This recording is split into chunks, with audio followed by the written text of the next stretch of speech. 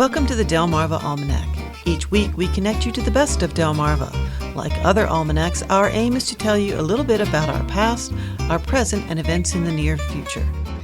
Now here's naturalist Jim Rapp to tell us about summer fun in the water along the Delmarva coast. If you want endless opportunities for summer fun on the water, then Delmarva is the place to be. On the east side of the peninsula, the mighty Atlantic meets the chain of barrier islands between Cape Henlopen and Cape Charles. Along the Atlantic coast, we're famous worldwide for offshore fishing, surfing, bodyboarding, and skimboarding.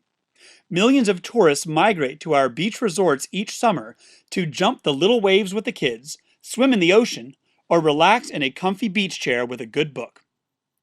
Barrier Islands protected by state and national parks in Delaware and Maryland provide a different, more natural experience for those who want to avoid the bars and boardwalks. For a true wilderness experience, you can explore the waters around the islands protected by the Nature Conservancy's Virginia Coast Reserve.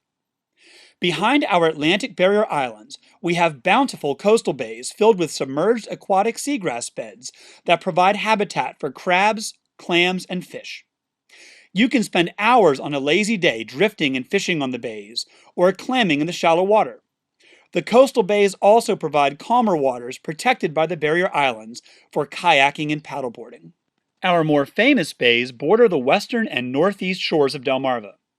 The Chesapeake may be the place for blue crabs, striped bass, and sailing, but it is also becoming known for experiencing American history on the water, thanks to the nation's first official water trail.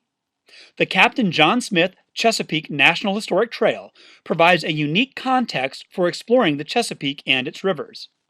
Captain Smith's journals provide some of the earliest European descriptions of North America. Water is the common theme for each of these experiences. If you move from the safety of the shore to float on it or swim in it, you must respect the water and be aware of its dangers. If you can't swim or are unprepared or uninformed, water can be dangerous. When folks think about dangers in the ocean, they often dwell on the toothy creatures that prowl behind the waves in search of prey. Yes, we have sharks swimming off the Delmarva coast, and these ocean predators have certainly been in the news this summer. The risk of being attacked, however, is statistically very slim. You are much more likely to be struck by lightning or be injured in your own home than attacked by a shark. Other marine animals do pose a risk when swimming in the ocean and bay, but they rarely cause serious injury.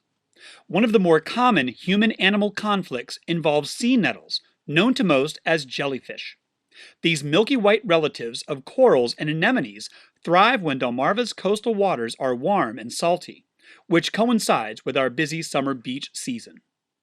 Sea nettle tentacles can grow up to 6 feet long, and they contain thousands of microscopic, barbed stingers that inject venom into their prey or predator, or an unsuspecting human swimmer. Each stinger has a tiny bulb that contains venom, which is released through a coiled, needle-shaped tube. Sea nettle stings result in immediate burning pain and can leave reddish-brown, whip-like streaks on the skin. The pain will usually peak in the first 5 minutes after contact and will lessen over the next several hours. Rinsing with salt water can treat most sea nettle stings. Do not use fresh water to rinse a sting. Fresh water dilutes the salts outside of the stinger, which can cause more venom to be released. If you get home and the sting persists, apply vinegar or a baking soda paste and take a pain reliever. Someone having a severe reaction to a sting may require emergency care. This is Jim Rapp, and you're listening to the Delmarva Almanac. We're talking about safe summer fun in Delmarva's coastal waters. Another animal that may cause a mild fright while exploring Delmarva's fresh and brackish water rivers and bays is the water snake. Like most of our sharks, our water snakes are inappropriately labeled as dangerous risks to human safety. We have 2 species of aquatic snake on Delmarva, and both are non-venomous. The northern water snake is our most common species. It can grow up to 4 feet long and often has wide, dark bands separated by lighter colored bands that can range from tan to orange-red. Older snakes are darker and often lack a clear pattern. The less common red-bellied water snake can grow to 5 feet long and can have a chocolate to black back and a bright reddish-orange belly. The most common life-threatening dangers in our waters are not animals, but powerful currents known as riptides. These channeled currents of water flow away from the shore and typically rip through the surf zone along our beaches past the breaking waves. Riptide speeds are typically 1 to 2 feet per second, but speeds as high as 8 feet per second have been measured. This is faster than an Olympic swimmer. To avoid riptides, never swim alone and only swim at beaches with lifeguards. If caught in a rip current, remain calm. Panic will waste your energy and cause you to not think clearly. Don't fight the current. If you're able, swim out of the current in a direction parallel to the shoreline. If you are unable to swim out of the riptide, float or calmly tread water. When the current ends, swim towards shore. If you become tired and unable to swim back, draw attention to yourself by facing the shore, waving your arms, and yelling for help. After heavy summer rainstorms, another silent, invisible danger may appear in Delmarva's coastal water. During heavy rainfall, bacteria can be found in the runoff that flows into our bays and rivers.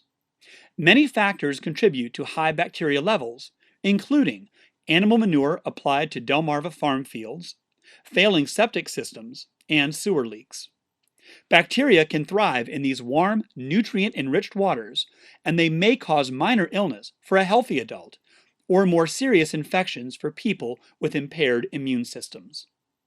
Local health departments and Delmarva waterkeepers test the water for high bacteria levels often between Memorial Day and Labor Day.